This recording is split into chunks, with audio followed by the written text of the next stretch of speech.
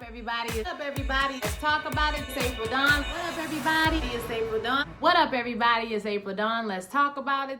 What up, everybody? It's April Dawn. Let's talk about it. This is The Good Lord Bird, episode 6. All right, now there was some funny moments in this episode, but now we're getting into the heat of the battle.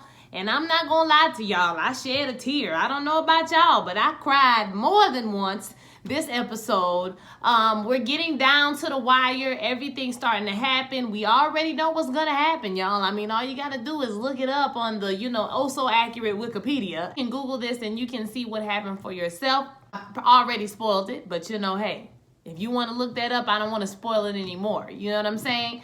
But it's still kind of sad to see it all unfold. So we had a lot of sad things to happen this episode. And there were a lot of funny moments. I appreciated the way that they, tried to make it lighthearted this episode. So if this is your first time coming to my channel, I probably should say this. I never say this.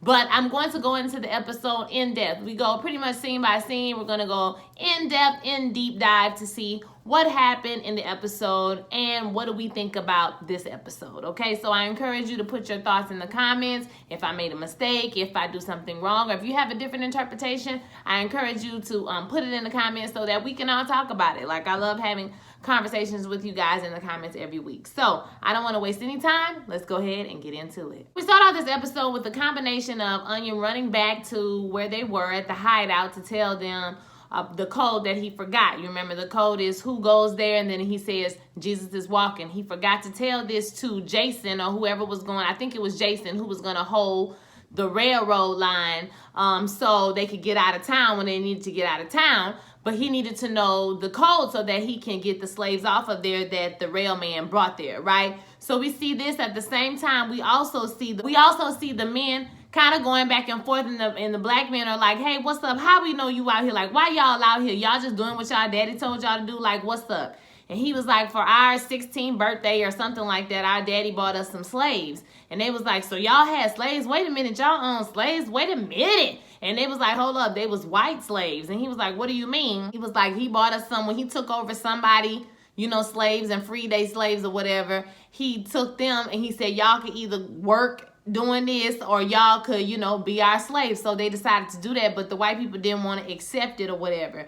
And so, they kind of go back and forth and they sing about, they start singing, I'm an old wayfaring stranger. It was real good. I don't remember all the words to the song, y'all, so I wish I could sing it for you, but I don't know it like that. But that's it. It was a moment for them to bond and realize that they have, like, a purpose. I didn't really get the whole purpose of the white slave story. I was like, okay, so y'all have some. Basically, I guess they were saying they love their daddy, and one of the boys did say you seeing some boys who following their daddy because they love their father. So they love their daddy. They know their daddy is a man of his word. And like I said, if you know history at this point, the boys had moved on. The older boys had moved on to Kansas, which is where they were. And so they went out there, they lived there, and because they were just nice people and they treated people nicely, that the people in the town kind of turned against them. They burned down their farms, they killed all their animals, X, Y, and Z. Burned down their homes, all of that stuff. So this is what activated John Brown. So, we know that they paid the cost to do what they out there doing, basically. They mean what they say and they say what they mean, and they have invested everything pretty much into this cause that this man believes in. By the time Onion gets back to the cabin, everybody's gone. He gets in and I'm like, oh my God, I'm thinking that he made it at night and they're still there because it appeared that they were there at night. But, or it was dark outside. Maybe this was just because they was hiding or whatever. So I'm not sure, but it appeared to be at nighttime, but they made you think that Onion had ran in there at nighttime and they would still be there. But when he got there, he could see that everyone is gone except for my bae, Owen. And baby Owen is distraught. I just want to wrap my arms around him and be like, it's okay, baby, it's all right. And he is just upset. You can tell that he is just, he's over it. And he's talking about Onion. Onion makes it back and he's like, I made a mistake. I need to tell him about the code or whatever, the code. And he was like, don't worry about it, Onion. They're going to figure it out. And he was like, it's going to be my fault. If they don't know the code, it's going to be all my fault. So he says, let me tell you something. It's one thing that you need to know, that none of this ain't your fault. Ain't none of this your fault. Okay? This is not your fault. Been gone hours, they've been gone for a long time. And if you go into them, you tell my father that I'm gonna bury him. He said something about by the rocks where we watch the sunset or something like that. He and my brother. And I was like, huh.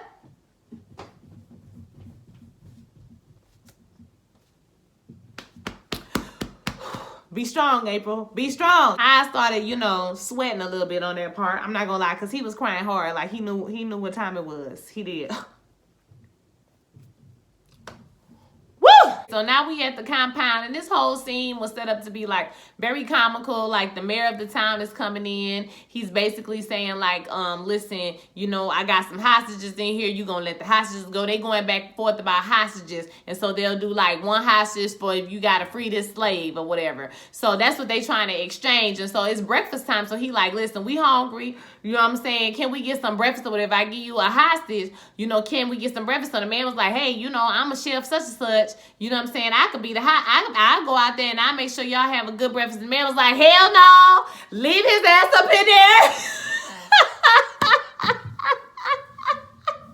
Y'all, that took me out. He was like, hell no, he can't cook nothing, okay? Leave his ass up in there.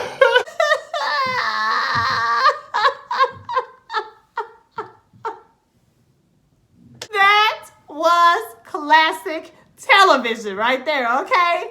Comedy. Listen, okay? If you send out that girl that had shot the man down at the railroad, you know what I'm saying? We're going to, we can talk about a truce. Okay, so I don't know if I talked about this, but you know, Henrietta or Henry or Onion went down there. By the time he made it down to the railroad station, the railman was there. He was like, who goes there?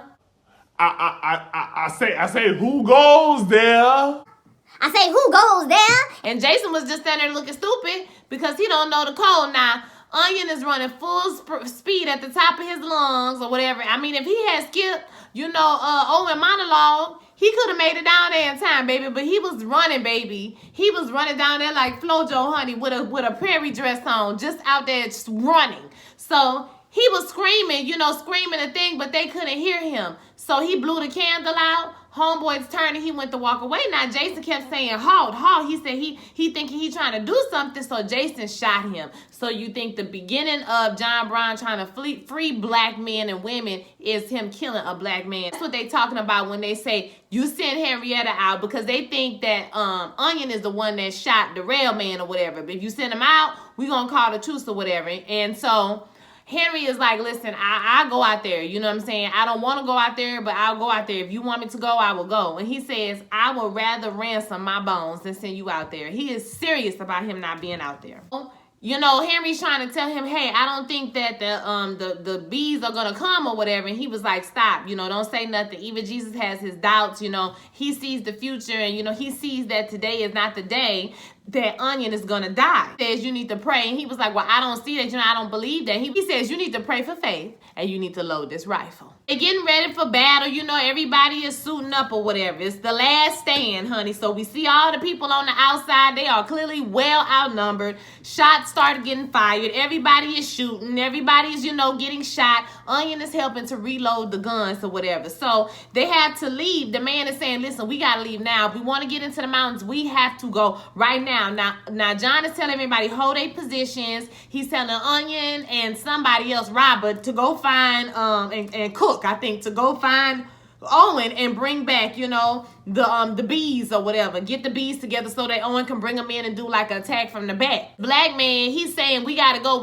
and he gets shot in the head right in front of everybody and he dies, okay, right in front of. So this is making things like real, like the real people that's in on this mission that they've been getting to know that's a part of their army are dying. Like it's over for them, right? Like I said, John Brown is telling everybody just to hold, you know, they're gonna wait for reinforcements. Somebody else is gonna come in. He knows that the people are gonna come and they're gonna be able to escape into the mountains and, you know, they're gonna bring them back, and he just has this grand idea that's just not going to happen. He gets out with one of the other sons. I don't know if that was Jason or whoever that was, but he's saying he's sending you back so that you won't die. But that was one of his sons. I just don't know which exactly son, because he had longer hair or whatever. So Onion takes him to the place where they know they're going to have bees, which is at Lewis Washington's plantation, right? So this is supposed to be the nephew to George Washington. So he's going on and on and on, and the man is like, so basically Cook is like, so child, look at this. He gives some old sword to Bob. Is like, I don't want no sword. Like, I don't want nothing to do with that. I'm good. Like, I don't need that. Bob is the most, my name is Bennett, I ain't in it type of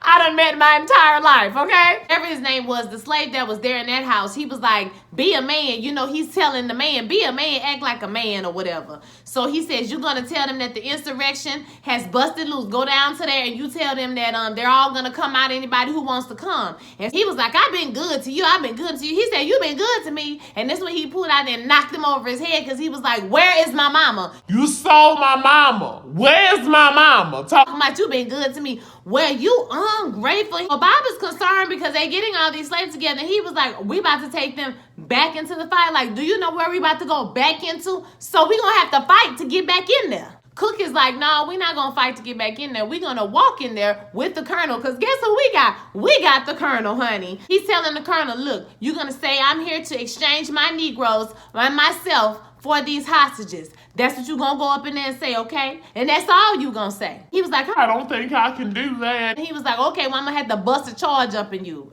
He said, bust a charge.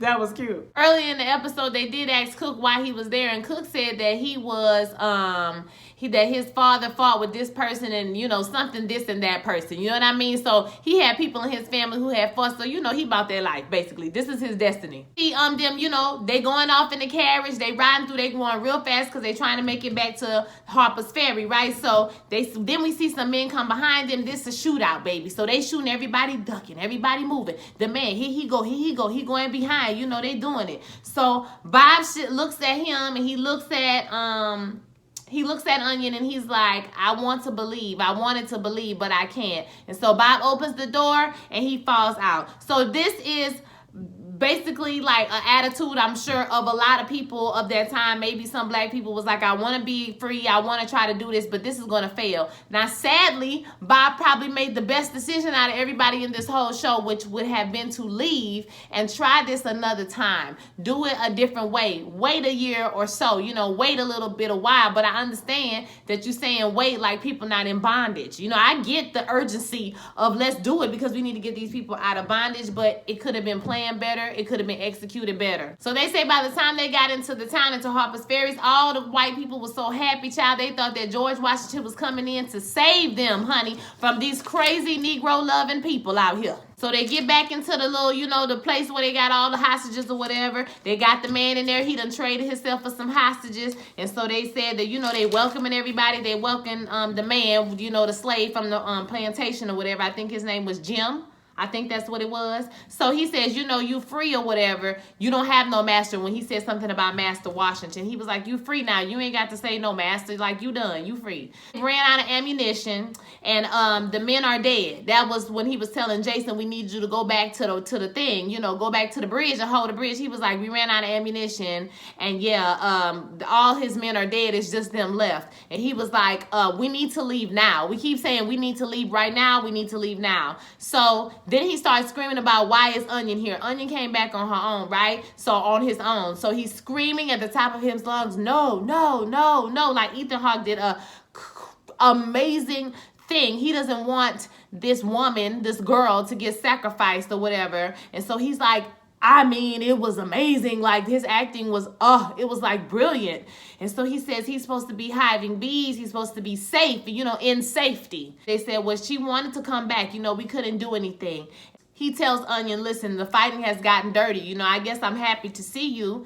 I guess God wants children to witness what's going to happen or the freeing of your people. So the mayor comes out. Like I said, this whole thing is played out very comical. The mayor of the town and somebody else that's coming in. He's saying that we got about 10 more minutes, and it's about to pop off. I'm doing the best I can, baby. But, they want to come up in here. Okay, they say they ready to come up in here and just blow everything up. So, can we just come to some kind of deal, It was like, how many hostages you going to give up for the Negroes? He's like, none.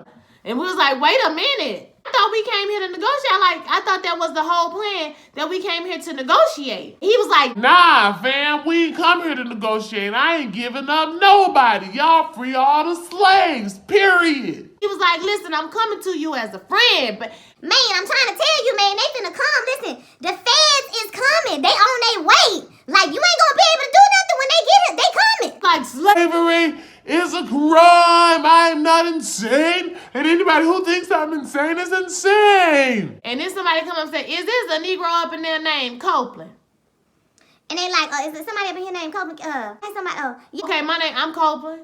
Okay, well, your people have sent a lawyer down here for you. They say, you an educated Negro. You are a sensible, a sensible Negro. They say they don't even know why you down here caught up in all of this mess. And you need to just come on out now. Come on out. And so he puts down his gun, baby. And he walks up to the door and I'm like, he's just going to leave. Don't leave. You just gonna leave. I'll be like, all right, y'all. You know what I'm saying? This was cute or whatever, but like, I ain't trying to die for real. But he says, you know what?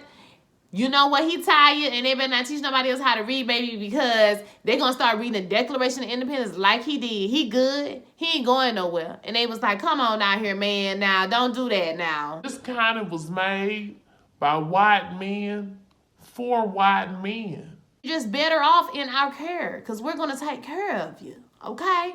And so as he's talking, somebody shot him, and then the mayor got shot, and then everybody started getting shot, and as Copeland take a step back, he gets shot. I said, oh, damn, he just said all of that, and he just got, you got to hit the ground when they start shooting, baby.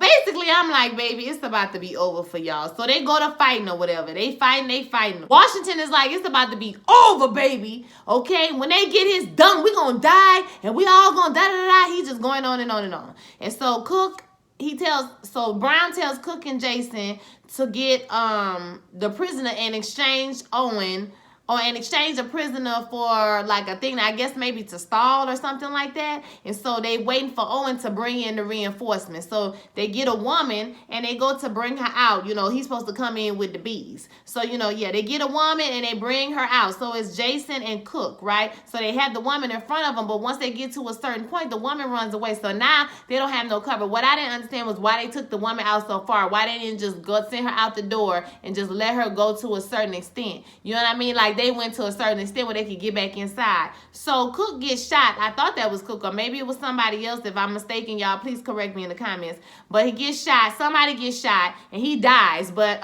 Jason gets shot, but they pull him in the door, and it was so sad, y'all. And this part, oh my God, it just took me out. Jason begins to die, basically. He's bleeding out, and John is coming to the realization. You can see this look over his face, and he tells him, die like a man. And Sooner We'll Be Done is playing. Sooner we'll be done with the troubles of the world. The troubles of the world. The troubles of the world. Sooner we'll be done with the troubles of the world. Going home to live with God. Okay, there y'all go. You got a song. I know that one. I went through a HBCU. Jason dies, and it was really sad. I cried. I think the realization is coming over John Brown that this is not going to end well. He's probably going to die for this cause. Okay, so it was a touching episode. This is excellent TV. Like, I looked up my name. I looked up reviews for this show, and it's like nobody else doing reviews for this show. Like, there may be like one other person, I think. But I am the main person doing reviews for this show, and I need for y'all to share this video or like tell 2 more people. Okay, if you told somebody, tell another person this week, because I feel like if this show don't end up on Netflix or something, like it would just bleep, bleep, bleep, and it would be gone. Like, it deserves awards. Like, the show is funny, it's poignant. Like, it's like, I love the way that they are using humor to kind of lighten things up, because I'm not gonna lie, I'm dreading like watching the last episode, because I know he gonna get hung. I know what happens to him. We saw it at the beginning of the first episode, so I'm not spoiling anything, right? But it's just to get to that point and to see what ends up happening to Onion is going to be interesting to me as well. So once again, I really like this show. I know that somewhere in this video I have included my IG tag. Please follow me on Instagram. If you need to contact me, you can contact me on Instagram. I want your thoughts. Don't forget to like, comment, subscribe, and share this video with all your friends. And I will holler at you next week. Peace.